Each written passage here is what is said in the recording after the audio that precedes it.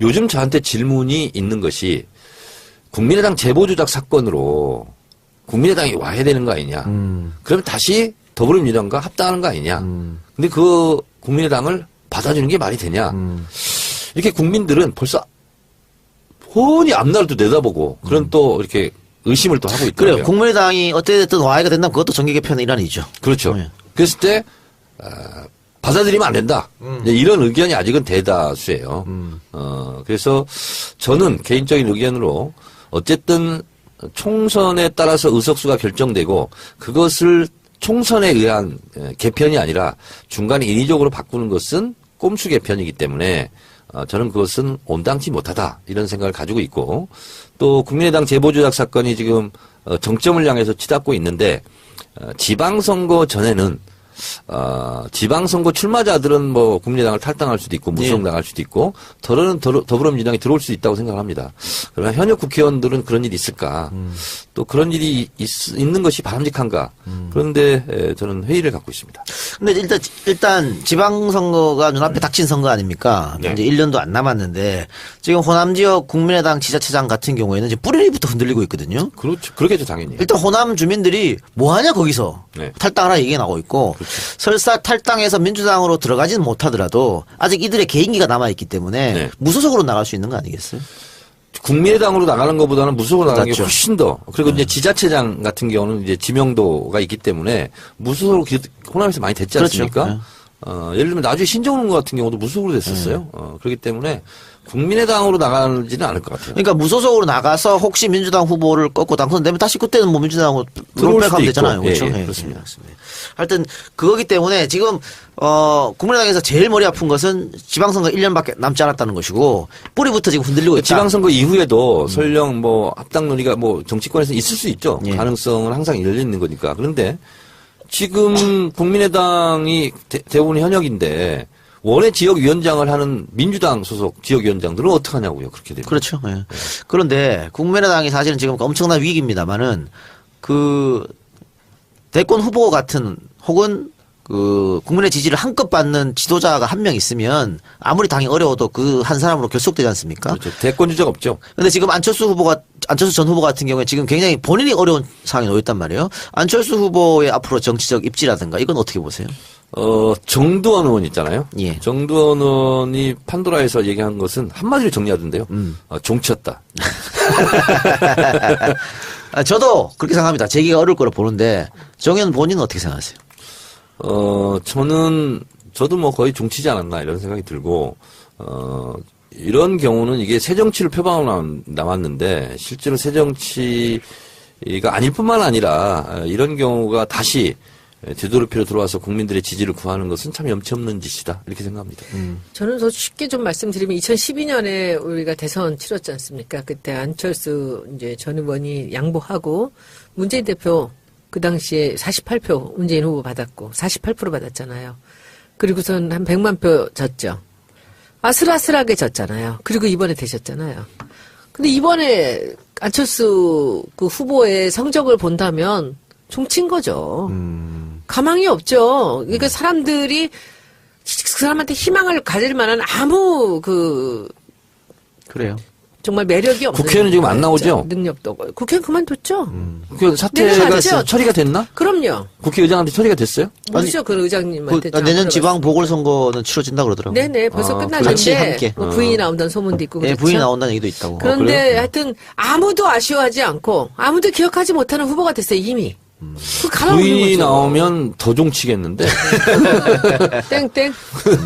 그래요. 그런데 그건 저는 하나 궁금한 게 우리가 당원이나 뭐 당규에 그 탈당을 하고 얼마 동안 못 들어온다라는 그런 룰이 있습니까? 1년. 1년. 네.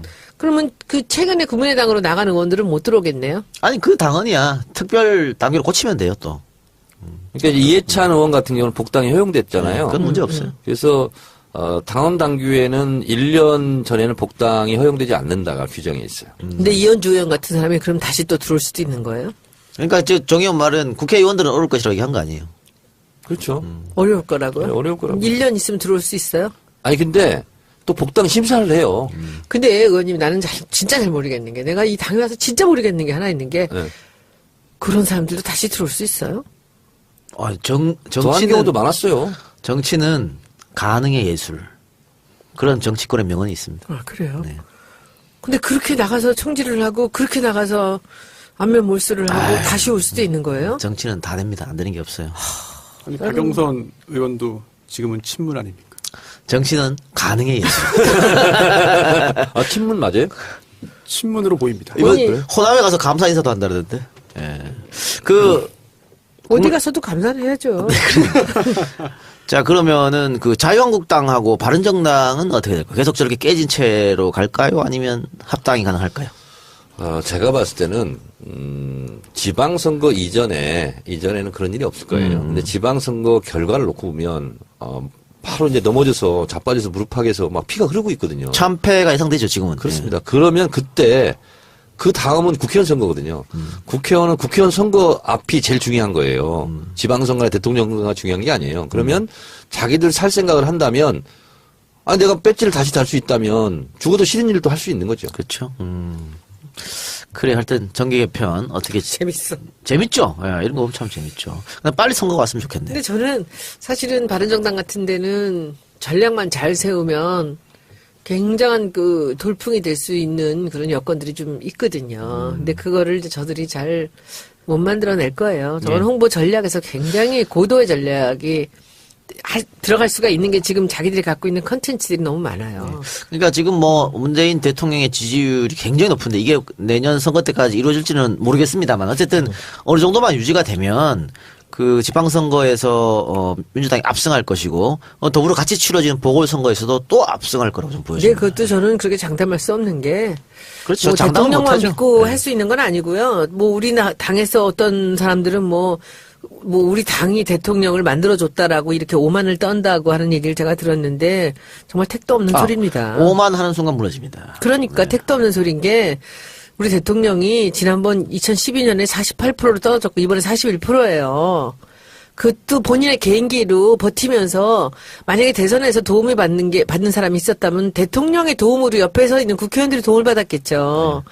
그런데 지금 뭐 우리가 다 된 거다. 어림도 없어요. 또 선거할 때 그때 어떤 사람들이 어떻게 찍느냐가 문제이기 때문에 이건 무지하게 무서운 얘기입니다. 아니, 근데 뭐 지금까지 민주당이 문제가 있었던 그 내부에서 분란하고 이런 분이 다 나갔으니까 예전 그 민주당하고 축구 다르죠. 오만하고 경기할 때 오만전 아, 보신 또 적 그래. 있어요? 아니 오만하고 경기하잖아 우리. 있었죠. 그때 우리가 오만하면 진짜 오만하죠. 자꾸 그래, 그러시니. 졌죠 한번. 있다니까요. 아, 이게 얘기하지 마, 그다음. 아니 지난번 총선 같은 경우에도 박근혜가 오만해서 그렇게 벌어지지. 그렇죠. 새누리당이 내가 참패한 누구든지 거예요. 하면 될 거라는 생각으로 오만도 그렇게 안 갔기 되지만 때문에 이런 나라에 있는 암만도 안 돼. 두렵지 않았어요. 네. 그런데 우리 대통령은 계속 국민들 약한 자들을 어루만지면서 두려워하는 사람이기 때문에 그런 걱정은 저는 안 해도 된다고 보는데 우리 당이 치러야 될 이 선거는 저는 그렇게 만만하지 않다고 근데 어쨌든 지금 뭐 봅니다. 민주당 지지율도 연일 사상 최고치를 경신하고 있기 때문에 53%. 그렇죠. 네, 기대를 많이 해보겠습니다. 마고키친 여러분 검색창에 검색해 보시고요. 이번 키워드 분석은 정청래 두 번째가 아니고 선수의 키워드 분석입니다. 테스트. 선수의 키워드 분석. 아니, 사실 지난주 예고해준 대로 BBK 나갑니다. 아니 제가 이 정 의원님 키워드 분석하실 때는 저희 휴식 시간이에요 사실은. 아이, 정말. 시간. 맞아요. 예. 소녀님도 저와 함께 쉬고 있는데 이게 웬 날벼락입니까 진짜. 가랑과 네, BBK 참 때문에 완전히 인격 손상하고. 괴롭습니다 괴로워. 네. 사실 제가 BBK 때 정치 혐오 상태였어요. 네. 그 당시에. 게다가 당시 제가 그 S 모 회사를 다니고 있었는데 회사 일이 있어가지고 삼성? SK. 둘 중에 하나입니다. 네. 둘 중에 하나입니다. 네. 그 10일 동안 배를 탔습니다. 네. 하동에서 배를 타고 출발해서 인도네시아를 갔거든요. 그래서 하동에서? 네. 발전소 있잖아요. 거의 남동 발전인가 그럴 건데. 그래서 그 제가 하동 정가예요. 네. 알겠습니다. 네. 네. 그래서 봉화정 아니었어요? 하동이야, 하동. 좋더라고요, 하동. 네. 그런데 배를 타고 가니까 그 당시에 인터넷이 위성으로 하는 게 있는데 너무 어마어마하게 비싸가지고 그냥 안 쓰는 거예요, 그거는. 못 쓰는다. 그래서 속세를 완전히 등지고 떠나서 10일을 있었어요. 그러다 보니까 이 당시에 어떻게 하는지 일부러 보기도 싫고 듣기도 싫고 해가지고 그랬었는데 그러다 보니 약간 좀 그 당시의 상황은 지금도 좀 생각하기가 싫은데 예. 하지만 또 숙제를 받았으니 아주 간단하게 말씀을 드리고요. 간단하게 하세요. 아주 간단하게. 길면 다 삭제할 그러니까 거예요. 그리고 또 정 의원님께서 또 좋은 말씀 해주시는 게 훨씬 더 유익하니까 예. 이게 BBK잖아요. 예. BBK 주가 조작 사건 이렇게 하는데 사실은 BBK의 주가를 조작한 건 아닙니다. 그렇죠. 그렇죠? 옵셔널 벤처스라는 회사의 주가를 조작한 사건이죠. 김경준 씨가 등장을 합니다. 요즘에 정 의원님께서 많이 좀 돌봐주시는 것 같은데요. SNS에 뭐 썼다면서요. 네. 응원의 문자? 내가 응원한다 김경준을 진실이 승리하기 바란다. 그리고 또 박범계 의원도 이제 강제 출국 당하기 전에 좀 면담도 하고 그랬던 것 같습니다. 이제 김경준 씨가 지금 일단 의혹을 말씀드리기 전에 일단 그 검찰과 특검의 조사 결과 그리고 또 판결 결과에 입각해가지고 간단히 말씀드리면 김경준 씨가 BBK를 설립합니다. 그리고 옵셔널 벤처스라는 회사의 주식을 매집해서 회사 인수하는데요. 그 다음에 인수자금을 마련하기 위해서 뒤늦게 이 옵셔널 벤처스라는 회사의 주가를 조작하고 그리고 또 옵셔널 벤처스의 회사 돈 319억 원 가량을 몰래 횡령을 해서 또 BBK로 돈을 보냅니다. 왜냐하면 이 옵셔널 벤처스 인수하는 자금 중에 대부분이 BBK로부터 투자금으로 나왔기 때문인데요. 이게 나중에 다 적발됩니다. 그래서 김경준 씨가 처벌받죠. 사문서 위조, 동행사, 또 특경법 위반, 횡령, 그리고 또 공직선거법 위반, 또 당시에는 증권거래법이 있었으니까 증권거래법 위반, 주가 조작했다라고 해서 형을 징역 7년형도 받고 1년형도 받고 또 벌금도 100억 원 나왔고 그렇습니다. 또 벌금을 못 냈기 때문에 또 강제노역도 했고 그래서 얼마 전에 나왔는데 이게 논란되는 게 포인트가 여러 가지가 있습니다만 핵심은 이런 거죠. 당시에 검찰이 회유를 했다. 어차피 대통령은 MB가 되는 건데 이거 우리가 이거를 그 당시에 유력했던 후보인 MB가 관여돼 있다고 할 수 없지 않느냐. 그러니까 당신이 혼자 했다고 덮어쓰고 들어가면 우리가 3년 정도로 해주겠다. 이렇게 회유를 당했고 당시에 그 회유에 넘어갔다라는 것이 김경준 씨의 현재 주장입니다. 예. 그리고 또 기획 입국. 뭐 얼마 전에 이런 말도 했죠. 바로 유영하 변호사가 자신을 한국으로 들어오게 한 것이다. 의혜훈 의원은 대표는 거봐라 내가 한 거 아니지 않느냐라고 이제 반갑다, 이제 누명 벗었다라고 얘기를 했죠. 그 당시에 도대체 어떻게 김경준 씨가 미국에서 이렇게 들어오게 됐는지 물론 범죄인 인도 협정에 따라서 이제 송환된 것이긴 합니다만 그리고 또 편지 관련된 것도 있습니다. 가짜 편지. 예. 또 이것도 홍준표 자유한국당 신임 총재와 또 관련이 되어 있는 것 같습니다. 예. 그리고 또 홍준표 대표가 직접 이런 말 했죠. 나 때문에 BBK에서 MB가 무사할 수 있었다. 그래요. 그리고 당시에 법무부 장관 하려고 그랬는데 환경부 장관 제안만 들어가지고 아예 안 했다. 라는 이야기를 공개적으로 한 바 있습니다. 이런 등등. 그런데 더욱 중요한 거는 바로 MB의 관련성이죠. 이명박 전 대통령이 BBK를 김경준 씨와 같이 설립한 것이었고 예. 또 옵셔널 벤처스 주가 조작 등을 같이 한 것이라고 한다면 범죄니까 공범이니까 형사처벌 대상이 되는 건데 뭐 공식적으로 현재까지는 그렇지 않다는 게 우리나라 사법부의 판단이니까 하지만 두 가지가 있습니다. 광운대 영상 있잖아요. 주어가 없는 영상. 예. 네. 내가 설립했는데 라고는 안 했습니다만 BBK를 설립했다라고 했습니다. 네. 내가만 없지. 네. 주어가 없을 뿐이지 BBK 설립했다라고 하고 이야기를 한참 합니다. 나중에 이렇게 변명하죠. 나랑 관련이 있는 MB의 말입니다. 나랑 관련이 있는 김경준을 좀 띄워주기 위해서 했던 거다라고 해명을 했고 검찰과 특검이 모두 그렇게 봐서 불기소합니다. 그리고 또 하나 명함이 있죠. 이장춘인가요? 이장춘 전 대사가 이제 그 명함을 받는데 MB로부터 거기 BBK 명함입니다. 그렇습니다. 근데 나중에 이제 이명박 전 대통령은 이렇게 말하죠. 명함 준 적이 없다.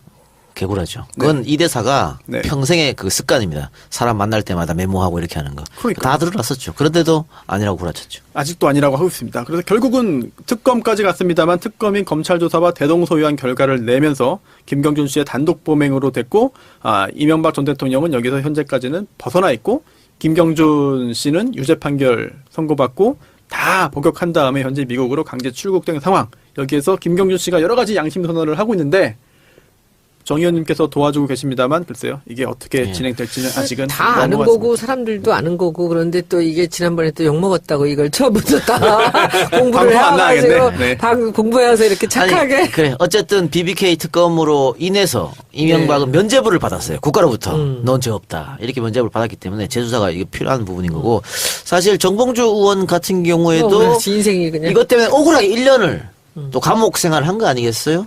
감옥 1년, 정치권 진출 10년 봉쇄. 그러니까 피선거권 10년 박탈. 네. 그 정치인에게는 거의 사형선과 마찬가지인. 어떻게 10년을 박탈하지?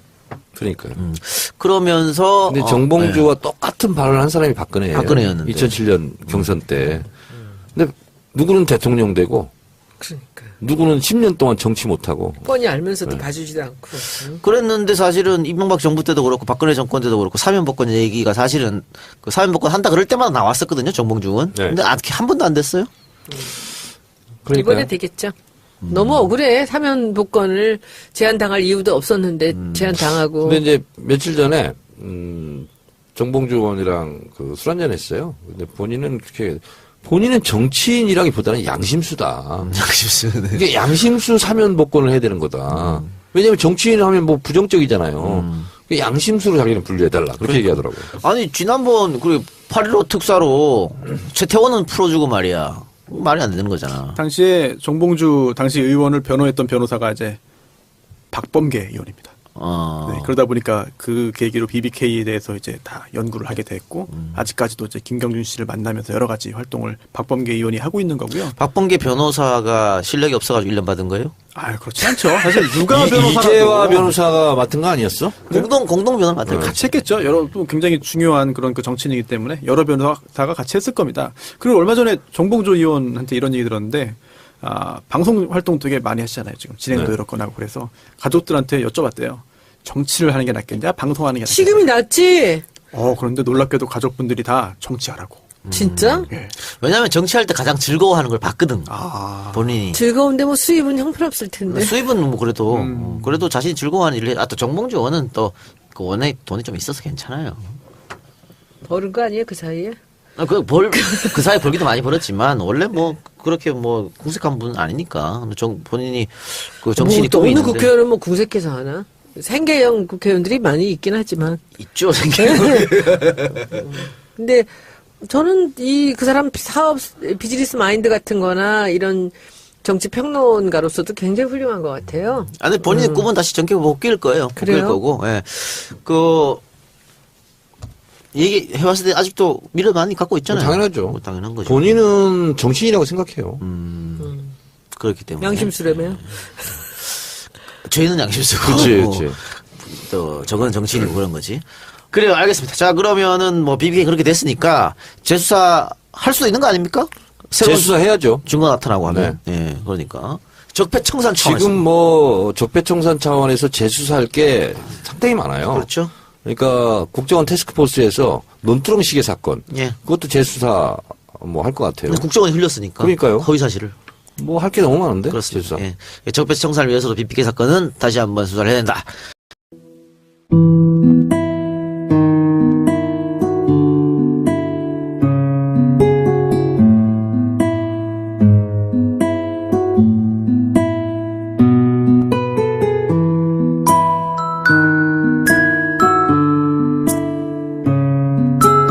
남았는데 실제로 새정치가 아닐 뿐만 아니라 이런 경우가 다시 되돌이피로 들어와서 국민들의 지지를 구하는 것은 참 염치 없는 짓이다 이렇게 생각합니다. 저는 더 쉽게 좀 말씀드리면 2012년에 우리가 대선 치렀지 않습니까? 그때 안철수 이제 전 의원이 양보하고 문재인 대표 그 당시에 48표 문재인 후보 받았고 48% 받았잖아요. 그리고선 한 100만 표 졌죠. 아슬아슬하게 졌잖아요. 그리고 이번에 되셨잖아요. 근데 이번에 안철수 그 후보의 성적을 본다면 종친 거죠. 가망이 없죠. 그러니까 사람들이 그 사람한테 희망을 가질 만한 아무 그래요. 정말 매력이 없는. 국회의원은 지금 안 나오죠? 능력도 없고. 국회의원 그만뒀죠. 그 사태가 내려가죠. 처리가 됐나? 그럼요. 국회의장한테 처리가 됐어요? 모르죠. 그 의장님한테. 내년 지방 보궐선거는 치러진다 그러더라고요. 네네. 벌써 같이 끝났는데 함께. 뭐 부인이 나온다는 소문도 있고. 예, 그렇죠? 부인이 나온다는 얘기도 있다고. 그런데 하여튼 아무도 요즘 저한테 질문이 있는 것이 국민의당 제보조작 사건으로 국민의당이 와야 되는 거 아니냐. 그러면 다시 더불어민주당과 합당하는 거 아니냐. 근데 그 국민의당을 받아주는 게 말이 되냐. 이렇게 국민들은 벌써 훤히 앞날을 또 내다보고 그런 또 이렇게 의심을 또 하고 있더라고요. 그래요. 국민의당이 어떻게든 와해가 된다면 그것도 정계 개편의 일환이죠. 그렇죠. 네. 그랬을 때 받아들이면 안 된다. 이제 이런 의견이 아직은 대다수예요. 그래서 저는 개인적인 의견으로 어쨌든 총선에 따라서 의석수가 결정되고 그것을 총선에 의한 개편이 아니라 중간에 인위적으로 바꾸는 것은 꼼수 개편이기 때문에 저는 그것은 온당치 못하다 이런 생각을 가지고 있고 또 국민의당 제보조작 사건이 지금 정점을 향해서 치닫고 있는데 지방선거 전에는 지방선거 출마자들은 뭐 국민의당을 탈당할 수도 있고 무소속당할 수도 있고 지방선거 이후에도 설령 뭐 합당 논의가 뭐 정치권에서 있을 수 있죠. 예. 가능성은 항상 열려 있는 거니까. 그런데 지금 국민의당이 대부분 현역인데 원외 지역위원장을 하는 민주당 소속 지역위원장들은 어떡하냐고요. 그렇게 되면. 그렇죠. 예. 그런데 국민의당이 사실은 지금 엄청난 위기입니다만은 그 대권 후보 같은 혹은 그 국민의 지지를 한껏 받는 지도자가 한 명 있으면 아무리 당이 어려워도 그 한 사람으로 결속되지 않습니까? 그렇죠. 대권 주자가 없죠. 근데 지금 안철수 전 후보 같은 경우에 지금 굉장히 본인이 어려운 상황에 놓였단 말이에요. 안철수 후보의 앞으로 정치적 입지라든가 이건 어떻게 보세요? 정두원 의원 있잖아요. 예. 정두원 의원이 판도라에서 얘기한 것은 한마디로 정리하던데요. 종쳤다. 저도 그렇게 생각합니다. 제기가 어려울 거로 보는데 정의원 본인은 어떻게 생각하세요? 저도 뭐 거의 종치지 않았나 이런 생각이 들고, 이런 경우는 이게 새 정치를 표방하는 더불어민주당이 들어올 수 있다고 생각합니다. 그러나 현역 국회의원들은 그런 일이 있을까? 또 그런 일이 있는 것이 바람직한가? 그런데 저는 회의를 갖고 있습니다. 근데 일단 지방선거가 눈앞에 닥친 선거 아닙니까? 네. 이제 1년도 안 남았는데 지금 호남 지역 국민의당 지자체장 같은 경우에는 이제 뿌리부터 흔들리고 있거든요. 그렇죠. 그러겠죠, 당연히. 일단 호남 주민들이 뭐 하냐 거기서 네. 탈당하라 얘기가 나오고 있고 설사 탈당해서 민주당으로 들어가지는 못하더라도 아직 이들의 개인기가 남아있기 때문에 네. 무소속으로 나갈 수 있는 거 아니겠어요? 국민의당으로 나가는 것보다는 무소속으로 나가는 게 낫죠. 훨씬 더. 그리고 이제 지자체장 같은 경우는 이제 지명도가 있기 때문에 무소속으로 호남에서 많이 됐지 그렇죠. 않습니까? 예를 들면 나중에 신정훈 같은 경우도 무소속으로 됐었어요. 그렇기 때문에 국민의당으로 나가지는 않을 것 같아요. 그러니까 무소속으로 나가서 혹시 민주당 후보를 꺾고 당선되면 다시 그때는 뭐 민주당으로 들어올 롤백하면 수도 되잖아요. 있고. 그렇죠? 예, 예, 그렇습니다. 하여튼 그거기 때문에 지금 국민의당에서 제일 머리 아픈 것은 지방선거 1년밖에 남지 않았다는 것이고 뿌리부터 지금 흔들리고 있다. 아쉬워하지 않고 아무도 기억하지 못하는 후보가 됐어요 이미. 그 가만히 부인이 있는 거죠. 나오면 더 종치겠는데. 땡땡. 그래요. 그런데 그건 저는 하나 궁금한 게 우리가 당원이나 뭐 당규에 탈당을 하고 얼마 동안 못 들어온다라는 그런 룰이 있습니까? 1년. 1년. 네. 그러면 최근에 국민의당으로 나가는 의원들은 못 들어오겠네요? 아니 그 당헌이야. 특별 당규로 고치면 돼요 또. 그러니까 이해찬 의원 같은 경우는 복당이 허용됐잖아요. 그건 문제 없어요. 그래서 당원 당규에는 1년 전에는 복당이 허용되지 않는다가 규정이 있어요. 근데 이현주 의원 같은 사람이 그럼 다시 또 들어올 수도 있는 거예요? 그러니까 정의원 말은 국회의원들은 어려울 것이라고 얘기한 거 아니에요. 그렇죠. 어려울 거라고요? 네, 어려울 거라고. 1년 있으면 들어올 수 있어요? 아니 근데 또 복당 심사를 해요. 근데 의원님 나는 진짜 잘 모르겠는 게 내가 이 당에 와서 진짜 모르겠는 게 하나 있는 게 네. 그런 사람들도 다시 들어올